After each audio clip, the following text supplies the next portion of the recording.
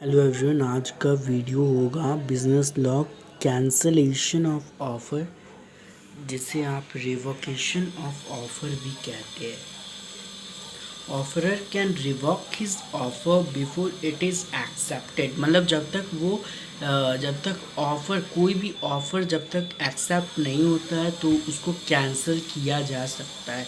Offeror can revoke his offer before it is accepted, और if it is so offeree can not create a contract, तो वो offeree जो है जो offer कर रहा है वो कॉन्ट्रैक्ट क्रिएट नहीं कर सकता बाय एक्सेप्टिंग रिवॉक्ड ऑफर, क्योंकि ऑफर तो कैंसिल हो चुका है।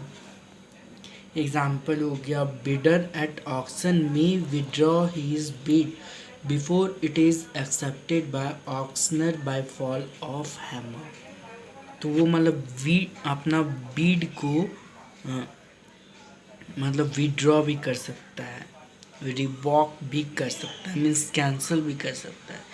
Next is acceptance. Acceptance can be revoked any time before communication is complete, मतलब जब तक कंप्लीट नहीं हो सकता तो कोई भी एक्सेप्टेंस को हम लोग रिवॉक कर सकते हैं, उसको कैंसिल कर सकते हैं, for as against accepted and not afterwards. Thus, acceptance can be revoked at any time before acceptance comes to knowledge of offerer. Next is time for revocation of offer and acceptance, जो कि section number 5 में आता है Indian contract act 1872 का। Time for revocation of offer before communication of acceptance is complete for offerer. Time for revocation of acceptance before communication of acceptance is complete for acceptor. When communication of revocation is complete, person making revocation, when he post letter of revocation, person to whom revocation is made, when it comes to knowledge of person to whom revocation is made. Modes of revocation of offer by notice of revocation, या तो notice भेज दे या तो time lapse हो जाए। Bye non fulfilment of condition, condition fulfil नहीं हुआ है तो ऑफ़र मतलब कैंसिल किया जा सकता है। बाय डेथ और इंसानिटी, और अगर किसी का डेथ हो गया तो मतलब ऑफ़र को रिवॉक किया जा सकता है, मीन्स कैंसिल किया जा सकता है।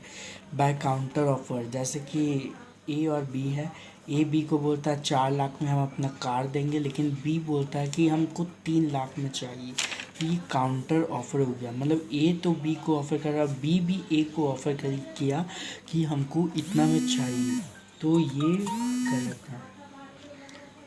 Next is by non-acceptance of the offer according to prescribed mode, and last is by subsequent illegal activities, जैसे कि हो गया। Next is legality of object and consideration. A contract is valid and enforceable only, मतलब कोई contract तभी valid हो या enforceable होता है जब वो मेड होता है by for a lawful consideration and with a lawful object, मतलब लॉफुल कंसिडरेशन भी होना चाहिए और लॉफुल ऑब्जेक्ट भी होना चाहिए। Consideration means something in return, और लॉफुल ऑब्जेक्ट होना चाहिए, अनलॉफुल नहीं होना चाहिए। Every agreement of which the object और consideration is unlawful is void, मतलब अगर कोई भी ऑफर है, कोई भी एग्रीमेंट है जो कि अनलॉफुल है तो वो वॉइड हो जाएगा। वॉइड का मतलब होता है not enforceable by law, not acceptable by law, isn't it? Next is the consideration or object of an agreement is unlawful unless it is accepted. Cases when object and consideration is unlawful are when consideration or object is forbidden by law, जैसे कि dealing of drugs, unauthorized weapons, act of killing someone, ये सब हो जाता है।